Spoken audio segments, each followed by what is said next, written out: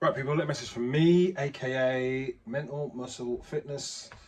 Yeah, I am Mr. Mental Muscle himself, aka T'Challa Greaves. I am on this journey. So on this journey, I have gone from, I'll tell you what, I'll tell you everything. So I've done Weight Watchers, done Slimming World. I've had personal trainers. I've had meal plans. I've done meal prep. I've done everything in the world. And then when people say I still can't lose weight, I seem to have found the key.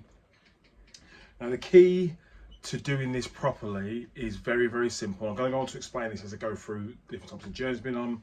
So yes, I was once married. Yes, me. Look at his face. Once married. Zing. And I did Slimming World with my then fiance.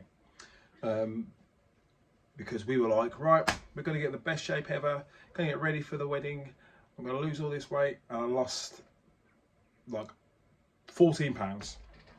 I was playing football at the time, probably the leanest I've been since I left university, long time ago.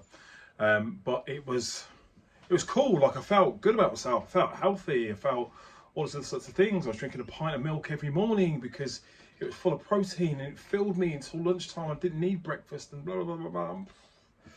And then when you stop doing all that, I actually imploded, gained loads of weight, gained back the weight that I lost going to university, or when I came back from university, and I was in a bit of a hole, like I was in a massive hole, and really struggled with my identity, really struggled with my mental health, really struggled with all these things that bogged me down, like massively bogged me down. And it was strange, it's really strange to have all these thoughts about my health and all that. And because of that, ended up separating, divorcing. Ended up on my own for a long period of time. Ended up balancing that relationships, but that's not blah, blah, blah. But I found the gym, like genuinely found the gym in 2015. It became the love of my life. Absolutely adored every single aspect of going to the gym and being this person who just embraced the gym and did weights and did classes and lifted heavy and still played football and found all this strength, all the gains I was getting from training helped with the football. And like, for the first time ever, I was this different player, just bodying people and stiff arming people and getting up for headers and split my eye open and all this sort of thing that made me think, actually, I really enjoy the gym. I actually enjoyed the gym more than playing football. I got to the stage of my career, I was 36, and I actually thought it might be time to give it up. And so I thought, okay, I'm going to take the gym a little bit more seriously.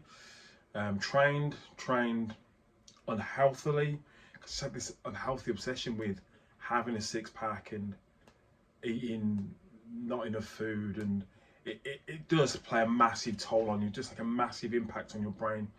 One of my personal trainers told me about a diet where he'd give me Pop-Tarts. I was like, yeah, I'm sold, £50 a month, yeah, ooh. Another one kept me on a bodybuilder's diet. Look at me, I'm quite big, got big shoulders, big back, big arms, I'm big all over. And I had this vision of having this prison body where obviously prisoners, very little train loads. And in my head, I had this vision of having a prison body. That's what it came for a long time. For a long time, it became hashtag prison body. And I was lifting heavy. Max squat was 180, deadlift was 210, bench was 130, and slowly increasing. But with all the heavy lifting, I never rested. My body was going 5 times a week, so upper lower twice, hit sessions, 5 bouts cardio a week, plus maximum, so a minimum of 12,000 steps a day. So already my body was like quite taxed and quite challenged by all of this. And it got to a stage where I plateaued, and that plateau lasted 3 months. And again, mentally, that plays a massive impact on your life. When you get on the scales every day for 6 months, and for the 3-month period, I include Christmas in that, because I didn't indulge at Christmas. I ate like I do on a normal day, just with turkey and cranberry and pigs in blankets. And I was in the gym on Boxing Day. That's how dedicated I was to all this. Dedicated to all of this. I was in the gym on Boxing Day. I'd have gone on Christmas Day. Well, my missus said no. But Boxing Day I went to the gym, and I got on the scales, and my weight, I literally put on a quarter of a pound in the whole of December. A quarter of a pound. I was like, okay, I can cope with that. And then January came. Everyone goes to January. The gyms are all rammed. I'm lifting and training, whatever else. And I got to the end of January and just went, my body is fighting. It's constantly fighting every day. My nervous system is shot to pieces. I just couldn't lift anymore. Mentally, I was shot. I was so tired all the time. I wasn't sleeping amazingly great. Probably getting about 3 or 4 hours sleep. Then wake up in the middle of the night, being awake for like 3 or 4 hours, then go back to sleep for like an hour or two, and then go to work. So full-time job. I'm a full-time teacher. And my body wasn't recovering at all. So I made a decision to quit my coach. I made a decision to actually take a step back from lifting heavy weights, and now I solely work on calisthenics. So I'm doing my upper body stuff is push-pulls, so pull-ups, chin-ups, dips. I'm the king of dips at the moment.